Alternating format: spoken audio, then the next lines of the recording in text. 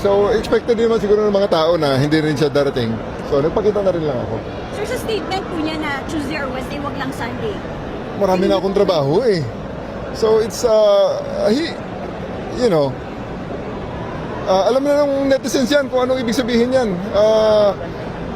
Medyo, hindi na, kaya natin tinuloy din to, no, na ngayon. Hindi na Martes, Huwebes, kung ano man ang sinasabi. Because, well, unang-una, ang mga tulong ay dapat na nating mailabas sa ating mga kababayan.